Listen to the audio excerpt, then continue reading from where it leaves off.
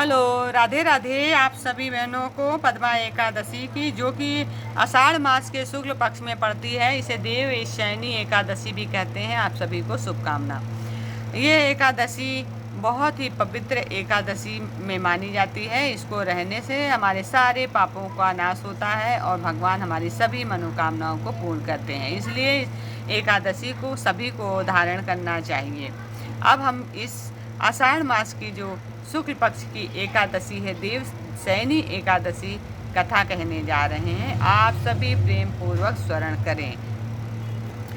युधिष्ठिर बोले कि हे केशव, आषाढ़ शुक्ल पक्ष की एकादशी का क्या नाम है? उसका देवता कौन है? यह सब मुझसे आप कहिए।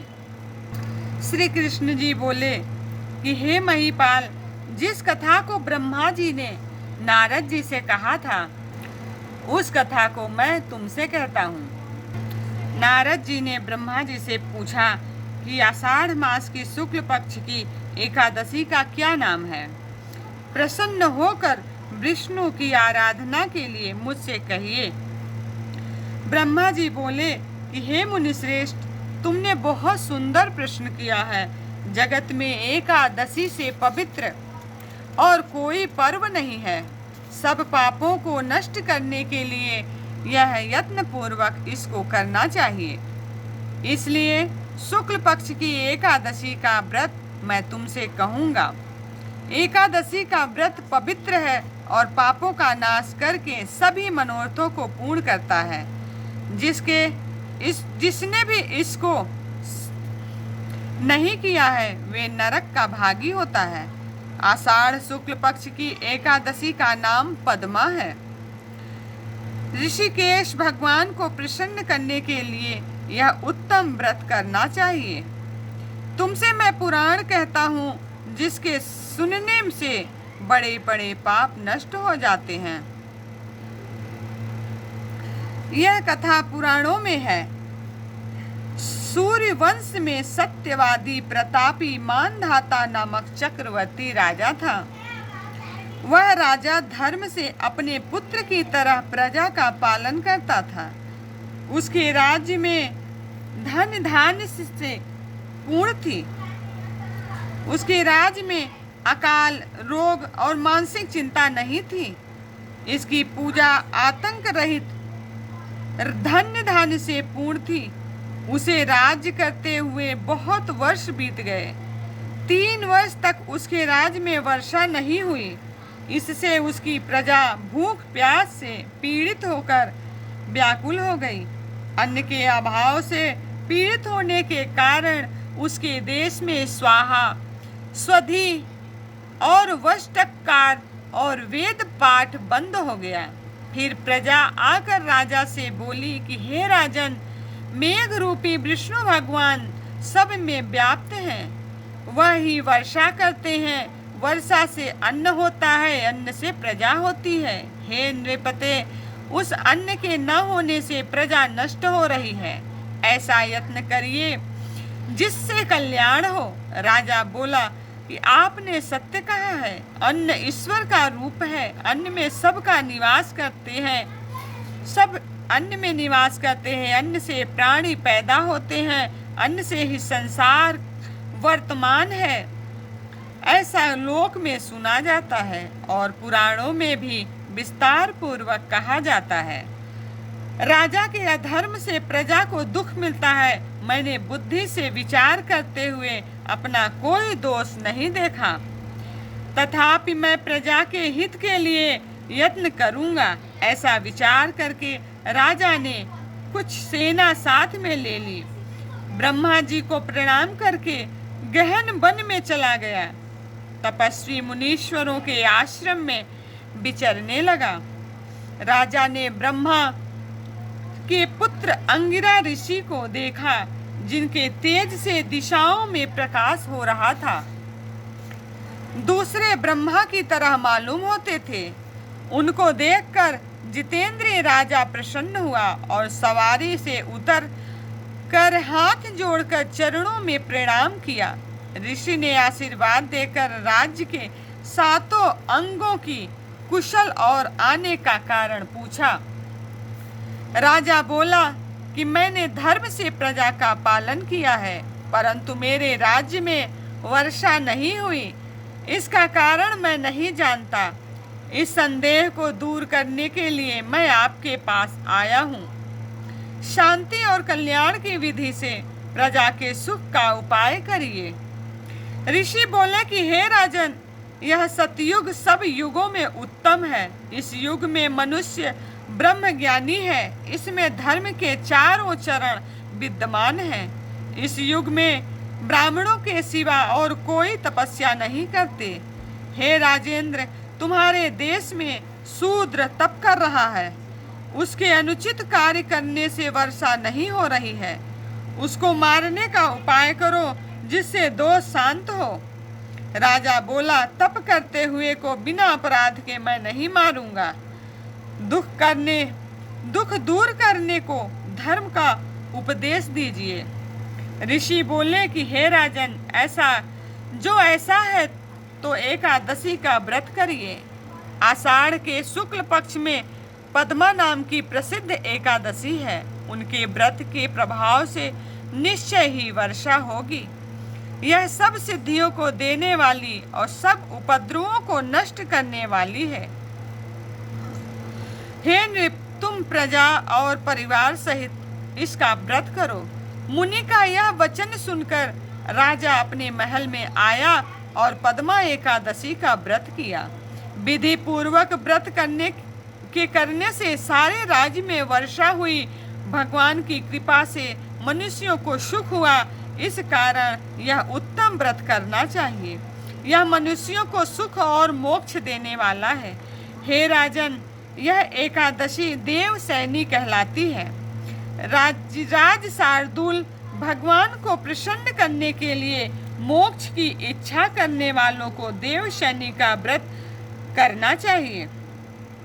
चातुर्मास व्रत का प्रारंभ भी इससे किया जाता है। युधिष्ठिर बोले कि हे कृष्ण, विष्णु के शयन का व्रत कैसे करना चाहिए?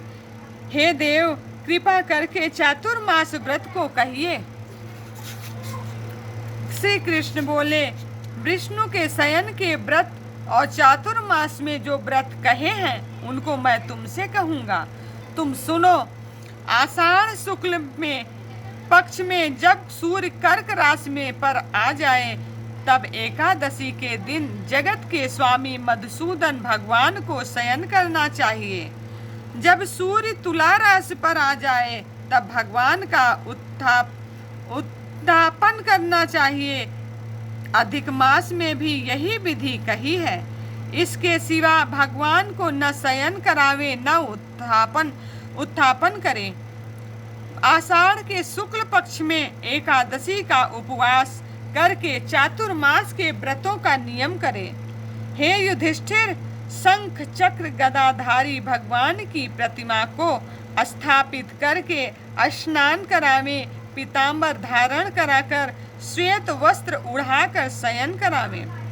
वेदज्ञ ब्राह्मण द्वारा पंचामृत से स्नान करावे। सुंदर गंध लेपन करके धूप दीप और सुंदर फूलों से पूजन करें। इस मंत्र को बोले कि हे ऋषिकेश, मैंने लक्ष्मी सहित तुम्हारा पूजन करके शयन कराया। हे देवेश, हे जनार्दन, लक्ष्मी सहित कृपा करो। हे जगन्नाथ, आपके शयन करने पर चर अचर सब संसार सो जाता है। आपके जागने पर सब संसार जागता है। हे युधिष्ठिर, इस तरह से विष्णु की प्रतिमा को स्थापित करके उसके सामने बैठकर नियमों को ग्रहण करें। प्रातः संध्यादिक समय नित्य कर्म को पूरा करके देव उत्थापन एकादशी तक 4 महीने का नियम ले। हे प्रभु, मेरे इन शुद्ध नियमों को निर्विघ्नता से पूर्ण करें। इस प्रकार शुद्ध चित्त से प्रार्थना करें। मेरा भक्त स्त्री हो या अथवा पुरुष, वह दातून कुल्ला करके धर्म के लिए व्रत करे और इन नियमों का पालन करे। व्रत के प्रारंभ के 5 समय कहे गए हैं। चातुर्मास के व्रतों का आरंभ आषाढ़ में करना चाहिए। एकादशी, द्वादशी, पूर्णिमा, अष्टमी, कर्क की संक्रांति, इनमें विधि पूर्वक व्रत का प्रारंभ करें। मनुष्य 4 प्रकार से व्रत को ग्रहण करके कार्तिक शुक्ल पक्ष की द्वादशी को उसे समाप्त करें। चातुर्मास करने वालों को जो फल होता है वह मैं पृथक पृथक तुमसे कहूँगा।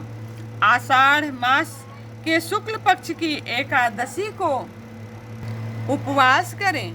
चातुर्मास का व्रत यत्न पूर्वक करें, नहीं तो साल भर के पाप नष्ट नहीं हो सकते।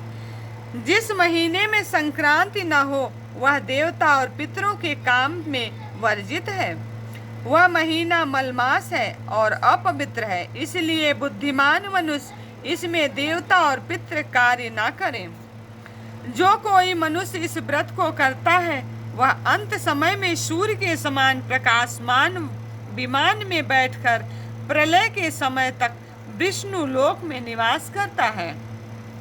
जो कोई देवताओं के मंदिर में सफाई और जल छिड़कते हैं, सावधान होकर चातुर्मास का व्रत करते हैं और समाप्ति में ब्राह्मण को भोजन कराते हैं, हे विपेंद्र वह 7 जन्म तक सत्य और धर्म में तत्पर होते हैं। जो कोई दही, दूध, घी, शहद और भूरे से चातुर्मास भगवान को स्नान कराता है, उसका विष्णु के समान रूप होता है और अक्षय सुख को भोगता है। जो कोई गंध, पुष्प, अक्षत से भगवान का पूजन करके नवेद और सोने का कमल ब्राह्मण को देता है, जो कोई व्रत करने वाला चातुर्मास में नियम पूर्वक करता है वह अक्षय सुख पाता है और इंद्रलोक को जाता है।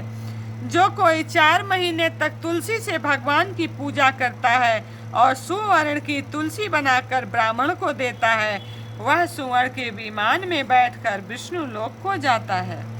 जो कोई गूगल की धूप और दीपक अर्पण करता है वह सुख भोगने वाला धनवान और भाग्यशाली होता है। चातुर्मास का व्रत समाप्त होने पर धूप और दीप का दान करना चाहिए।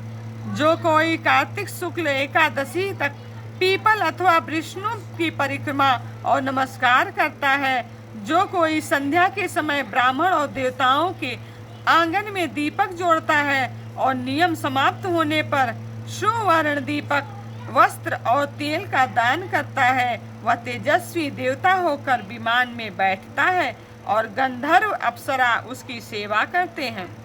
जो भगवान का चरणामृत पीता है वह कष्ट से छूट जाता है, विष्णु लोक को प्राप्त होता है। जो कोई मंदिर में बैठकर तीनों समय गायत्री का 108 बार जप करता है वह पापों में लिप्त नहीं होता। माला, पुस्तक, कमल, कमंडल धारण किए हुए 4 मुख वाली गायत्री वेद पाठी ब्राह्मणों के घर में निवास करती हैं। सब लोगों में व्याप्त वेद त्रयी रूप गायत्री देवी मनुष्य को ज्ञान देती है। जो गायत्री जप करता है उससे व्यास जी प्रसन्न होते हैं। उसके उद्यापन में शास्त्र निहित पुस्तक का दान करना चाहिए। सब विद्याओं के समान शांति देने वाली सुंदर अक्षरों की पुस्तक में देता हूँ, इसलिए हे सरस्वती मेरे ऊपर प्रसन्न हो, इस प्रकार प्रार्थना करनी चाहिए। जो कोई नित्य पुराण अथवा धर्म शास्त्र को सुनता है वह पुण्यात्मा, सुखी, धनी तथा सत्य और पवित्रता से पूर्ण होता है। जो कोई सुवर्ण वस्त्र समेत पुस्तक का दान करता है वह ज्ञानी लोक में प्रसिद्ध धर्मात्मा होता है। जो कोई शिव जी अथवा केशव का जप करता है वह व्रत की समाप्ति में उस देवता की स्वर्ण की मूर्ति का दान करे। 5 मुख वाले बैल पर बैठने वाले हर एक मुख में 3 नेत्र, कपाल, त्रिशूल, खंडवांगधारी, जिनके माथे पर चंद्रमा है, ऐसे सदा शिव जी हैं। आपने देवताओं के निमित्त अमृत को छोड़कर हलाहल विष को ग्रहण किया। हे प्रभु, आप रूप के देने वाले पुण्यात्मा, दोष रहित और गुणवान हैं। मैं आपकी शरण में हूँ, आप प्रसन्न होइए। इस प्रकार प्रार्थना करें, नित्य कर्म करके सूर्य को अर्घ्य देवे, सूर्य मंडल में स्थित जनार्दन भगवान का ध्यान करें। व्रत की समाप्ति में सुवर्ण लाल वस्त्र और गोदान करने से आरोग्य, पूर्ण आयु, कीर्ति, लक्ष्मी और बल की प्राप्ति होती है। व्रत करने वाला चातुर्मास में भक्ति से व्याहित अथवा गायत्री मंत्र से तिल का हवन करे। व्रत की समाप्ति में बुद्धिमान ब्राह्मण के लिए उसे 108 अथवा 28 तिल के भरे हुए पात्र देने चाहिए। वह कायिक, वाचिक, मानसिक सब पापों से छूट जाता है, उसको रोग नहीं होता और उत्तम संतान होती है। हे देव, हे जगन्नाथ, हे वांछित फल देने वाले, मैं तिल का पात्र दान करूंगा, मेरे पाप को नष्ट करिए। इस प्रकार प्रार्थना करें। जो सावधान होकर चातुर्मास में अन्न का होम करे तो व्रत की समाप्ति में वस्त्र और सुवर्ण घी का कलश दान करना चाहिए। ऐसा करने से आरोग्य, विशेष कांति, पुत्र, सौभाग्य, धन प्राप्त होता है, शत्रु की हानि होती है और ब्रह्मा के समान हो जाता है। जो कोई पीपल की सेवा करके समाप्ति में वस्त्र का दान करता है वह सब पापों से छूटकर विष्णु का भक्त होता है, वह विष्णु लोक को जाता है, प्राप्त होता है। हे पांडव, व्रत की समाप्ति में उसे ब्राह्मण भोजन कराने चाहिए। देव शयन होने पर दूब को प्रातः काल माथे पर धारण करके लक्ष्मी नाथ को प्रसन्न करने को यह मंत्र पढ़े। हे दुर्बे, तू अमृत से पैदा हुआ है, सुर असुर सब से तू वंदना की गई है, तू सौभाग्य और संतान देने वाली है। हे कुरुश्रेष्ठ, व्रत की समाप्ति में सोने की दूब बनवाएं, उस दूब के अग्रभाग और पत्ते बनवाकर वस्त्र और दक्षिणा समेत ब्राह्मण को दान करें। इस मंत्र को पढ़ें। जैसी शाखा और प्रशाखाओं से पृथ्वी पर फैली हुई है, वैसे ही मुझको भी तू अजर अमर संतान दे। इस प्रकार जो सावधानी से चातुर्मास का व्रत करता है उसको दुख और रोग का भय नहीं होता, उसको कभी अशुभ फल नहीं होता और पापों से छूटकर सब आनंद को भोग कर स्वर्ग लोक में नित्य कीर्तन करता है, उसको जागरण का फल मिलता है। व्रती को सुंदर बजने वाला घंटा देवता के निमित्त दान करना चाहिए और प्रार्थना करनी चाहिए कि गुरु की आज्ञा और अध्याय में जो मैंने पढ़ा है, हे सरस्वती, हे ब्राह्मणी, हे विष्णु शिवादिकों, हे प्रार्थित, हे सुंदर मुखी, मेरे अध्ययन में जो मूर्खता हुई है उसको दूर कर तू घंटा के शब्द से प्रसन्न हो। व्रत की समाप्ति में 2 अथवा 1 दूधी की गौ देनी चाहिए। हे राजेंद्र, जो शक्ति नहीं हो तो दान वस्त्र देने चाहिए, तो 2 वस्त्र देने चाहिए। सब वेदों के ज्ञाता ब्राह्मणों को जो नित्य प्रणाम करता है वह मुक्त होकर सब पापों से छूट जाता है। कोई पितरों की भक्ति करता है वह अखंड सुख को भोगता है। व्रत की समाप्ति में जो ब्राह्मणों को भोजन कराता है उसकी आयु और धन बढ़ता है। जो प्रातः काल संध्या करके नियम की समाप्ति में ब्राह्मण को घी का घड़ा, वस्त्र, तिल और घंटा देता है वह सरस्वती के तत्व को जानकर विद्यमान हो जाता है। जो कपिल गौ का दान करता है वह धनवान होता है। जो श्रृंगार करके कपिल गौ को दान करता है अथवा पृथ्वी देता है वह दीर्घायु, प्रतापी, चक्रवर्ती राजा होता है। सदा दान करने वाला मनुष्य सब दुखों से छूटकर रूपवान और भाग्यशाली होकर अखंड सुख को भोगता है। शरीर में जितने रोम हैं उतने वर्ष तक स्वर्ग में इंद्र की तरह बसता है। जो सूर्य अथवा गणेश को नित्य नमस्कार करता है वह आयु, आरोग्य, ऐश्वर्य और उत्तम कांति को प्राप्त होता है। गणेश जी की कृपा से उसकी इच्छा पूरी होती है। निसंदेह सब जगह उसकी विजय होती है। सिंदूर के समान लाल रंग का सूर्य बनवा संपूर्ण कामना सिद्ध होने के लिए उस प्रतिमा को ब्राह्मण को दे। हृदय, दृष्टि, सिर, मन, वचन, पैर, हाथ, घुटने, इन 8 अंगों से किए हुए अष्टांग प्रणाम से जो भूमि का पूजन करता है उससे वह गति मिलती है जो 100 यज्ञ करने से भी नहीं मिलती है। यह जो चातुर्मास में शिव जी की प्राप्ति के लिए चांदी का दान करता है अथवा अपनी शक्ति के अनुसार नित्य तांबा दान करता है, उसको शिव जी के भक्त सुंदर पुत्र मिलता है। नियम की समाप्ति में चांदी के बर्तन में शहद भरकर दान करना श्रेष्ठ है। बर्तन में गुड़ का दान करना चाहिए।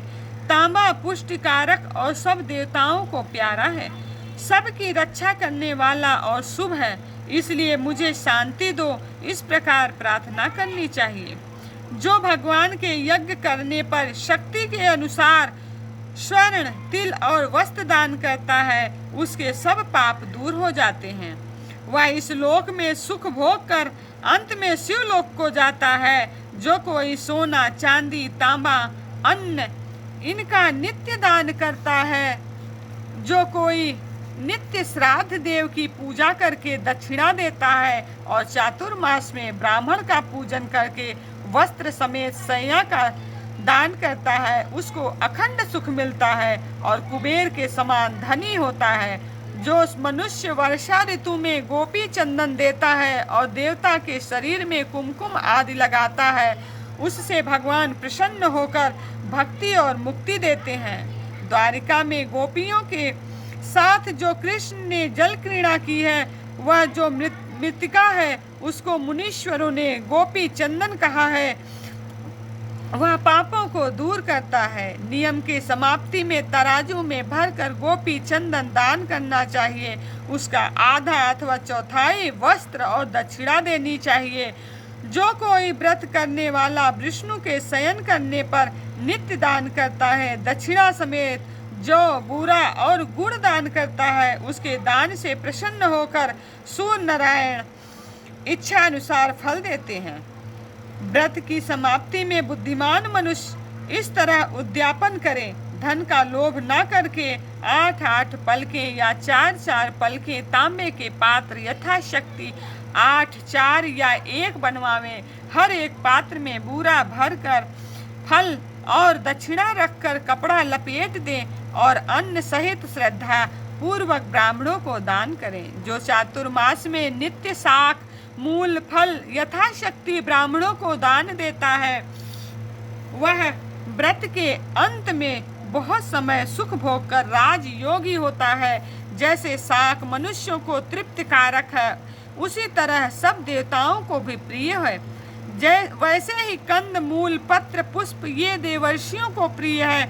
विष्णु के शयन करने पर चातुर्मास में जो इनका दान करता है, देवता उसका कल्याण करते हैं। इस तरह से जो व्रत करता है वह 100 वर्ष तक जीवित रहता है और इच्छा पूरी होती है।